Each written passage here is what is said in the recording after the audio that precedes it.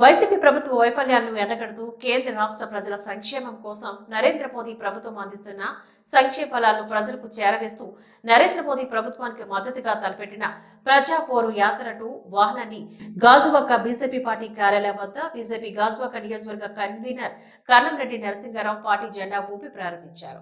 ఈ సందర్భంగా కన్నంరెడ్డి మాట్లాడుతూ ఈ ప్రజా పోరు యాత్ర ద్వారా రాష్ట్రంలోని వైసీపీ వైఫల్యాలను అన్యాయాలను ప్రజలకు తెలియజేసి ప్రజల సంక్షేమం కోసం కేంద్ర ప్రభుత్వం అందిస్తున్న 74 సంక్షేమ పథకాలు వాటి ఉపయోగాలు ప్రజలకు వివరించడం జరుగుతుందని చెప్పారు.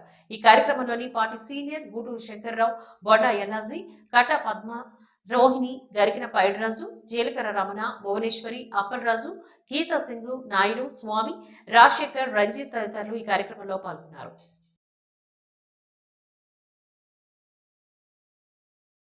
ఈ కార్యక్రమాలు 175 నియోజకవర్గాల్లో జరుగుతున్నాయి. ఏదైతే ప్రజా వ్యతిరేక భావం సాగిస్తుందో వైసీపీకి వ్యతిరేకంగా ప్రజల వద్దకు వెళ్ళి ప్రజల సమస్యలు తెలుసుకుని వారి యొక్క సమస్యల పరిష్కారానికి సంబంధిత అధికారులు మా పార్టీ పెద్దల దృష్టికి తీసుకోవడం జరుగుతుంది. అదేవిధంగా దేశ ప్రధాని నరేంద్ర మోదీ గారు పేద ప్రజల కోసం పెట్టిన సంక్షేమ పథకాలు అందరికీ తెలియజేసి వారికి లబ్ధి చేయబడే విధంగా ప్రయత్నం చేయడం జరుగుతుంది. ఈ యొక్క కార్యక్రమం ఈ రోజు అంటే 21వ తేదీ, ఈ రోజు నుంచి 29వ తేదీ వరకు అంటే 9 రోజుల పాటు రాజీవ్ అసెంబ్లీ నియోజకవర్గంలో మొత్తం 50 చోట్ల ఈ యొక్క ప్రజాపోరు యాత్ర సభలు నిర్వహించడం జరుగుతుంది.